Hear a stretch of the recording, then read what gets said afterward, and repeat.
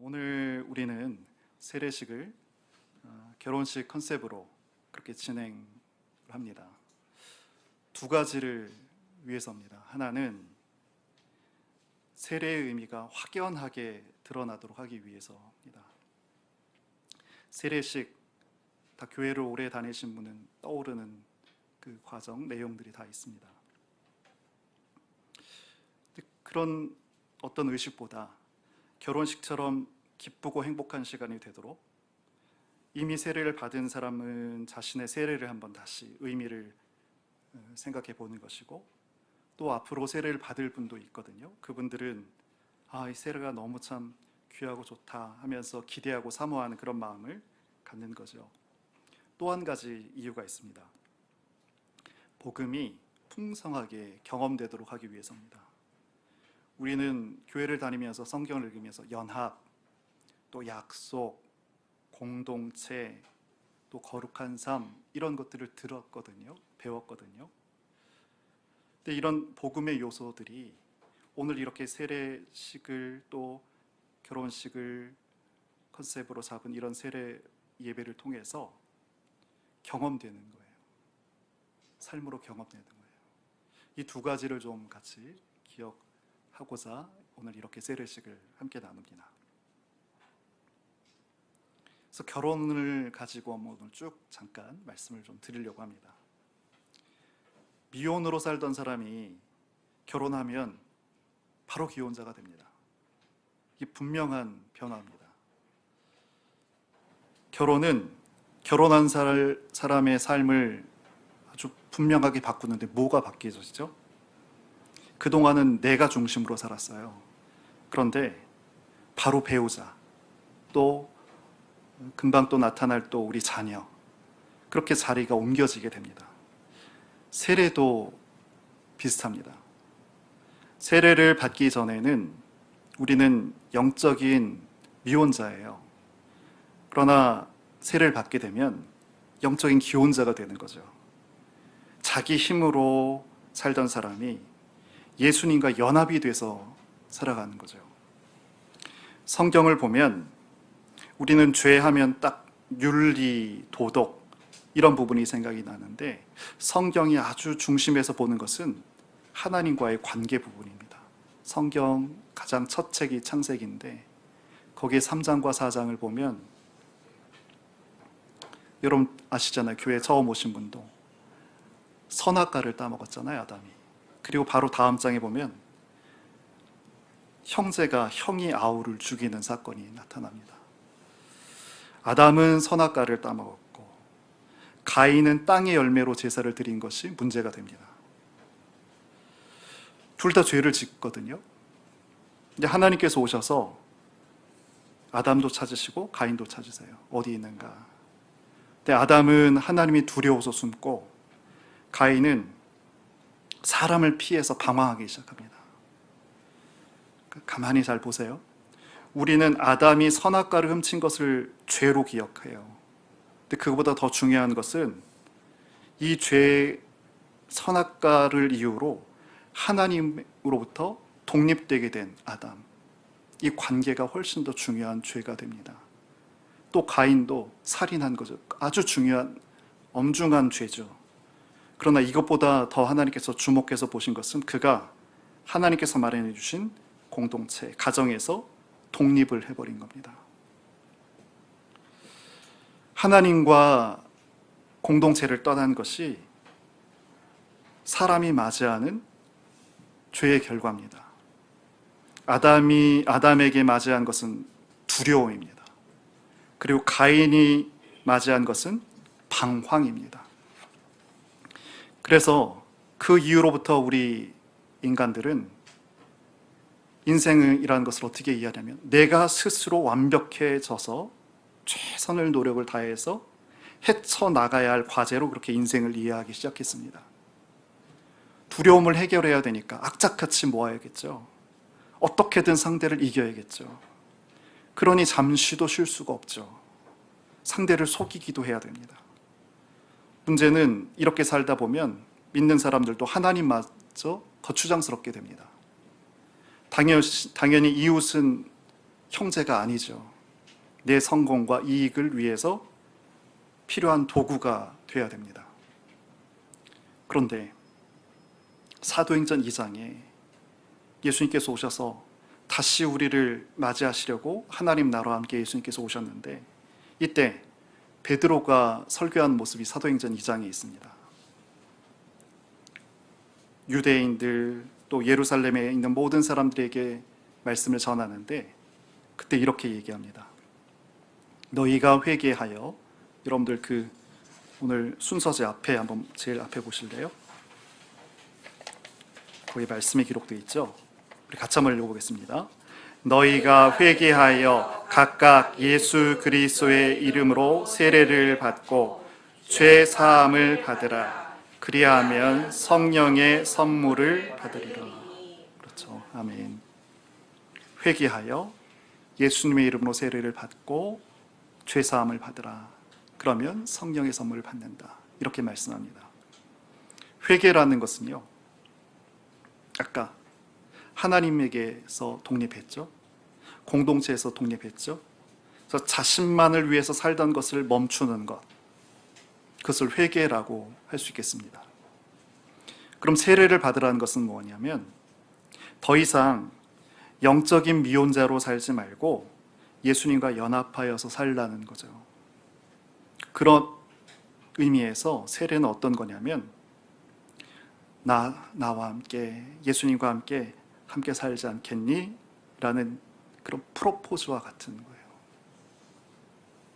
더 이상 혼자 방황하고 두려움에 머물러 있지 말고 예수님과 나와 주와 연합해서 살아가자는 프로포즈가 오늘 이 세례가 되겠습니다. 우린 사실 이 두려움 때문에 끊임없이 가지려고 했고요. 불안함 때문에 정신없이 평생을 분주하게 살았어요. 또 부끄러움과 수심 때문에 계속 동굴로 숨어들었고, 서로를 믿을 수가 없기 때문에 늘 갈등 가운데 살아왔습니다. 그 이유가 뭐라고요? 우리가 하나님을 신뢰하지 않고 떠났기 때문에 그렇습니다. 그런데 참 이상하게 우리는 하나님을 원망하거든요. 그리고는 하나님 아닌 것들을 그렇게 따라갔습니다. 그런데 그런 우리들인데 예수님께서 우리를 찾아오신 거예요. 그리고 우리에게 다시 오라고 말씀하신 거죠.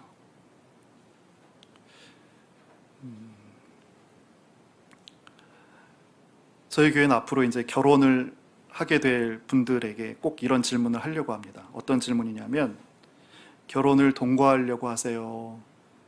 결혼하려고 하세요? 이걸 물으려고 합니다.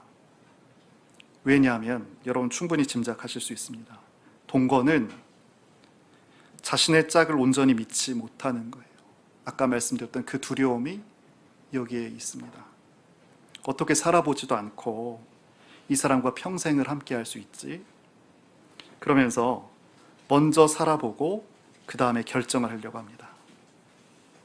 또 더 나은 짝을 만날 수도 있잖아요. 그런 가능성이 있기 때문에 결혼을 미루는 것일 수도 있습니다. 함께 살면서 정말 나하고 성격이 맞는지, 대화가 통하는지, 이런 것들을 계속 평가하게 됩니다. 근데 결혼은요, 동거와 다릅니다. 더 이상 더 나은 짝을 고르지 않겠다는 약속입니다. 이제부터는 배우자에 대해서 평가하지 않겠다는 선언입니다. 그래서 우리가 결혼할 때 서약하잖아요. 비가 와도, 눈이 와도, 건강해도, 아파도, 심지어 죽음이 갈라놓아도 평생을 함께 할 것인가, 거기에 다 약속을 합니다. 하지만 결혼을 했는데도 동거하는 것처럼 살아가는 사람이 있습니다. 뿐만 아닙니다. 하나님을 믿으면서도 동거하는 것처럼 신앙생활을 하기도 합니다. 만약 이런 마음으로 신앙생활을 한다고 생각해 보세요. 배우자만이 아니고요, 하나님조차도 거래 관계로 대할 수밖에 없습니다. 나에게 복을 주시면 내가 하나님께 충성할 것이고, 나를 박대하시면 나도 하나님께 돌아질 것입니다. 이렇게 관계를 맺다 보면 시간이 지날수록 시들고 메마르게 될 뿐입니다. 서로가 사람과 사람, 사람과 하나님이 서로가 관계로 대하게 되면 시간이 흐르면 흐를수록 서로를 향해서 불만이 쌓일 수밖에 없습니다. 그리고 계속 서로를 향해서 평가를 하다 보면 결혼 생활이건 신앙 생활이건 모두 다 서운함과 원망이 남게 됩니다. 그럼 이렇게 무너진 관계가 회복되려면 어떻게 해야 되는가? 한번 써보는 거예요. 내가 어떤 일을 해야 할까? 내 남편을 위해서, 아내를 위해서, 하나님을 위해서. 아주 좋은 방법이죠. 하나님과의 관계에서 내가 성경을 매일 한 장씩 읽겠다. 그럼 매일 하루에 30분씩은 기도하는 생활하겠다. 이게 아주 좋은 생각입니다. 그런데 이 결심이 잘 안 됩니다. 각오까지 했는데 자꾸만 무너집니다. 아내를 너무나 사랑하는 남편이 있는데 안타깝게도 이 아내는 남편이 자신을 이렇게 사랑해 주는지를 깨닫지를 못하면서 살아가고 있는 거예요. 그런데 어느 날 남편과 이 아내를 같이 알고 있는 지인을 통해서 남편의 모습을 듣게 됐는데 어떤 거냐면 회사에서도 일터에서도 남편이 아내를 위해서 기도하는 모습을 본다는 거예요. 자주. 그리고 일상에서 아내를 얼마나 소중히 여기고 또 아내를 향한 그 마음을 지키고 요즘 기혼자에게도 자꾸 접근하고 그러잖아요. 세상이. 그 마음을 지켜내고 그리고 아내에게 마음을 쏟는 그 모습을 전해 들은 거예요.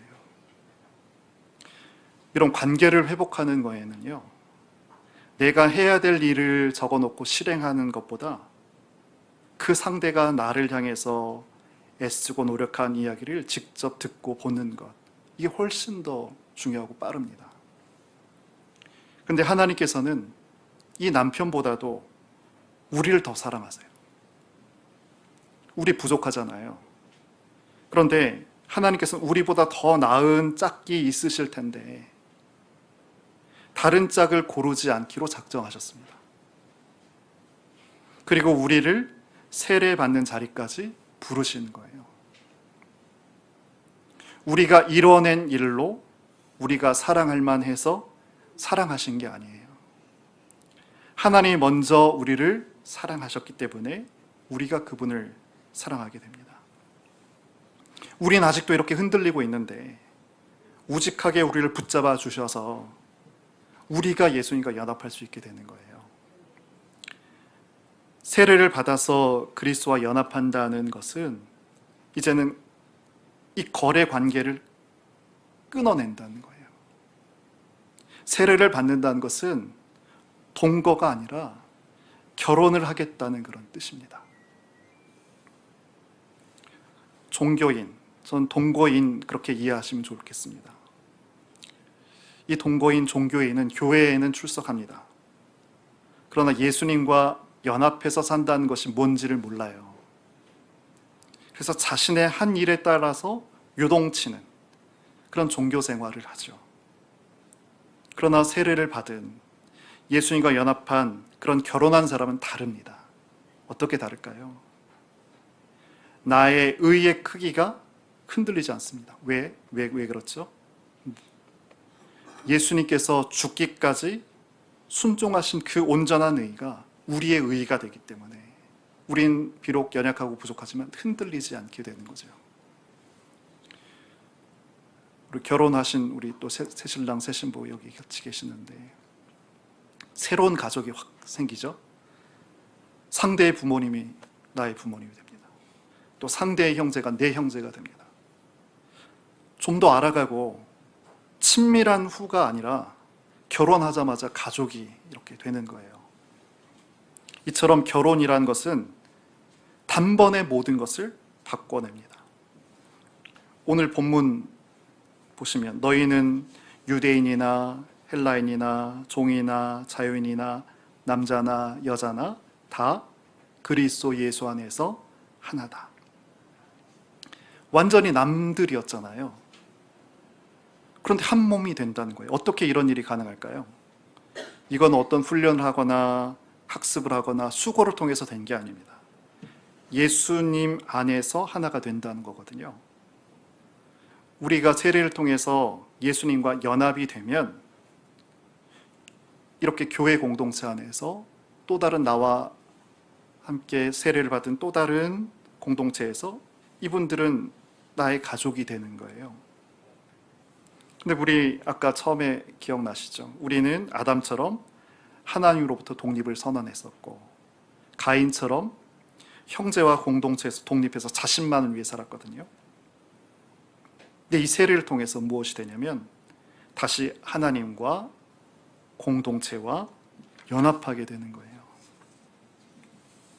결혼식 때 신랑 신부가 결혼 서약을 합니다. 세례식도 오늘 설교 이후에 우리 정원장 성도님께서 서약을 하실 거예요. 4가지 질문을 드려요. 그 4가지 질문에 대답을 하실 거예요. 근데 거기 4번째 질문이 교회와의 관계를 묻습니다. 교회의 다스림과 지리에 복종하고 중요한 것은 거룩함과 화평을 이루도록 힘쓰시겠습니까? 입니다. 거룩함과 화평함. 여기 보세요. 유대인, 헬라인 다 그리스도 안에서 다 달라요. 사는 모습도 다르고 삶의 형편도 다르지만 하나가 되는 것, 이게 거룩한 모습입니다. 부자, 가난한 자, 남자, 여자, 성인과 아이 다 이게 거룩함이고요. 에어컨을 좀 줄여주셔야 될 것 같습니다. 종과 주인이, 남자와 여자가 이 하나됨을 지켜내가는 것, 이게 화평함입니다. 여러분 가정에서도 기억하셨으면 좋겠어요. 우리 각자의 가정에서도 남편과 아내, 자녀가 하나가 되는 것, 이게 거룩함입니다. 이 거룩함을 유지해 가는 것이 화평함입니다. 여러분 우리 세상에, 우리가 사는 세상은 끊임없이 편을 가르잖아요. 근데 교회는 세상과 다르거든요. 세상 어디에도요, 교회처럼 여러 세대가 또 여러 계층이 함께 모여서 말씀을 듣고 함께 일하는 모임이 없습니다. 아이부터 노년까지 함께 예배하고 가난하고 부유한 사람 모두 함께 걷습니다. 왜 그럴까요? 세상은 편을 만들지만 교회는 곁을 만들기 때문에 그렇습니다.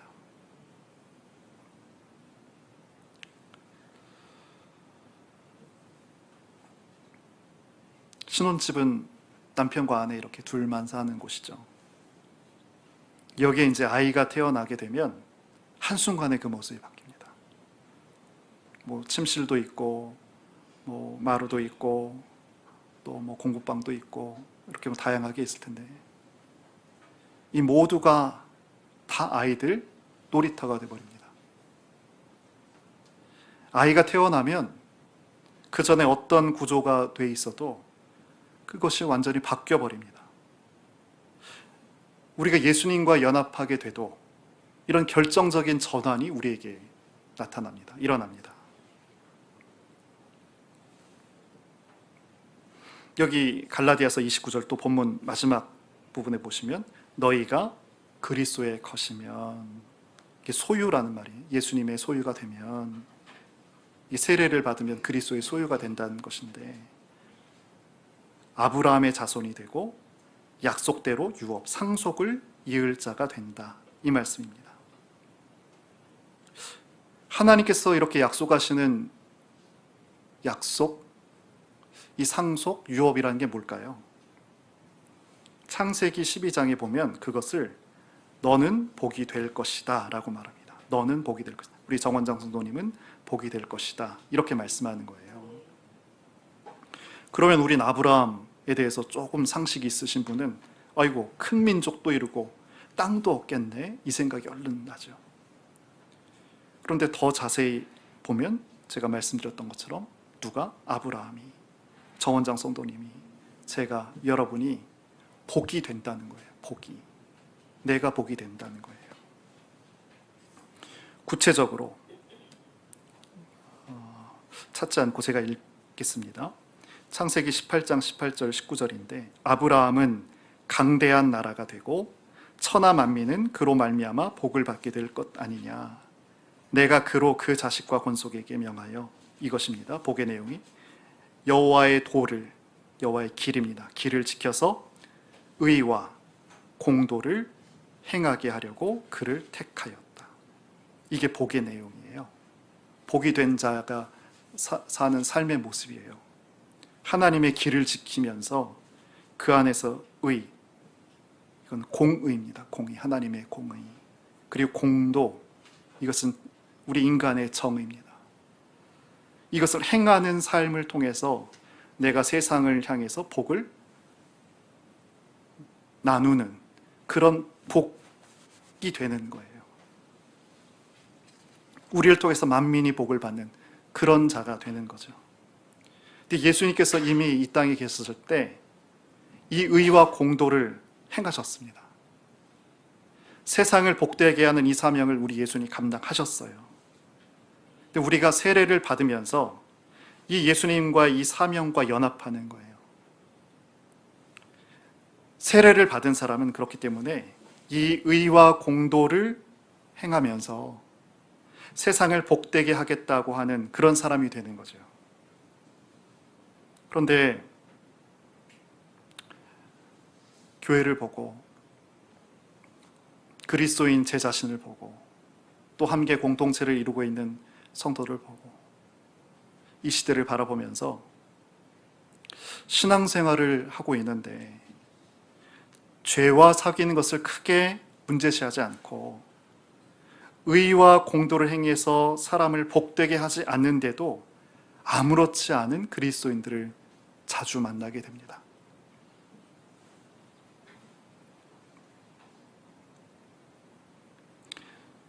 이 죄됨은 나 혼자 노력으로는 또 열심으로는 이겨낼 수가 없습니다. 미혼 남성이 결혼하면 바로 유부남이 되잖아요. 하지만 그렇다고 해서 즉시로 죄와 유혹이 한꺼번에 사라지나요? 유부남이 되어도 진실한 유부남의 수준까지 껑충 뛰어오른 것은 저절로 되지 않습니다. 옛 애인으로 상징되는 죄의 유혹은 여전히 있기 때문에 그렇습니다. 예를 들어서 설명하면 이 남편이 옛 애인을 물리치려고 하는데 그렇게 마음을 먹었는데 뭐 한 달에도 10번 이상씩 그렇게 만났어요. 이제 결혼했으니까 한 번만 만나자. 참하신 정도는 괜찮겠지. 이렇게 생각하면 옛 애인과 결별할 수 있을까요? 그럼 어떻게 할까요? 방법이 뭘까요? 가만히 생각해 보세요. 배우자와의 친밀함을 통해서 옛 애인의 유혹을 이겨내는 거예요. 자신 혼자만의 힘으로 죄를 이기는 게 아니고요. 배우자와의 힘을 함께 이용하는 거예요. 함께 힘써야 되는 거예요. 죄를 이기는 거는요, 개인의 노력이나 결단도 중요하지만 어렵습니다. 또 도덕과 종교심으로도 크게 달라지지 않은 것 같아요. 어떻게 해야 되는가? 가장 좋으신 배우자, 예수님과 연합을 통해서 이겨내는 거죠. 예수님과 하나됨을 견고하게 할수록 옛 애인, 이 죄됨을 우리가 이겨내 갈 수 있습니다. 오늘 이 내용은 오늘 오후에, 오늘 오후 시간에 다루도록 하겠습니다. 그런데 이 의와 공도를 행하며 사는 것이 쉽지 않아요. 세상이 호락호락하지 않거든요. 성경이 그것도 얘기해 줍니다. 그래서 전신갑주, 암호입니다. 갑옷을 입으라는 거예요. 근데 전신갑주는 영화나 드라마에서 갑옷 입는 거 보시잖아요. 혼자 못 입어요. 도와주는 사람이 있어야 됩니다. 전신갑주는 혼자 입지 않습니다. 교회와 함께 입는 것입니다. 전신갑주는 혼자 입는 도복이 아니고요. 전우들과 함께 입는 갑옷이에요. 갑옷. 세례는 이렇게까지 우리의 사명을 바꿔냅니다. 프로포즈를 하고 내가 누군가를 확인하게 하고 가족도 바꾸고 나의 사명까지도 바꾸게 하는 것이 세례가 됩니다. 저는 우리 정원장 성도님께서 정원장 성도님이 복이 되셔서 세상을 복되게 하는 그런 일에 참여하게 된 것을 진심으로 환영합니다. 전 여기 굉장히 내가 가진 것도 없고 배운 것도 부족하고 여러 가지가 부족하잖아요. 내 스스로 이렇게 볼 때. 그런데 나를 통해서 세상을 복되게 하는 그런 존재로 세우신다. 이것이 전 너무 감격스럽더라고요. 이런 생각을 좀 해보세요. 우리 성도님들도 그렇고 우리 가족분들도 한번 생각해 보세요. 정원장 성도님께서 세례를 통해서 예수님과 연합하시고 또 교회와 연합하셔서 그 존재됨을 통해서 세상이 더 충만해지는 그런 모습들. 저는 꽤 오래전에 목사 안수를 받았습니다. 근데 그 날이 지금 굉장히 많은 시간이 지났는데도 그때의 각오, 그때의 감격 이런 것들이 떠오르더라고요. 근데 그 진정성은 어디에서 드러날까요? 저의 목회자로서의 마지막 날에 드러나겠죠. 목사 안수를 받은 날부터 제가 마지막 서게 되는 그 시간까지 제가 목사다워지려고 목사됨을 유지하기 위해서 부단하게 애썼을 때 그때 그 진정성은 드러날 겁니다. 세례도 마찬가지입니다. 세례식에서 누가 그 진정성을 의심할 수 있겠어요? 그렇지만 참된 진정성은 지속하는 거예요. 마지막 말입니다. 세례 교인이 된다는 것은 우리가 홍해를 건너는 일과 같습니다. 근데 홍해를 걷는 건 놀라운 일이고 큰 일이죠. 근데 만약에 홍해를 건너서 그 자리에서 멈춰버린다면 그곳은 그냥 광야거든요. 정원장 성도님께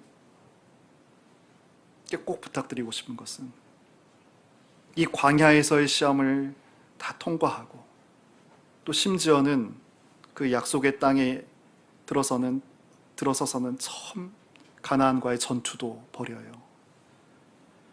근데 그것을 다 이기고 승리해서 그 젖과 꿀이 흐르는 그 안식에 이르르는 그런 우리와 우리 또 정원장 성도님이 되셨으면 좋겠습니다. 함께 우리 정원장 성도님 그리고 우리 참비세 성도님들 모두 이 귀한 걸음 또 동행을 승리하는 그런 우리 모두가 됐으면 좋겠습니다.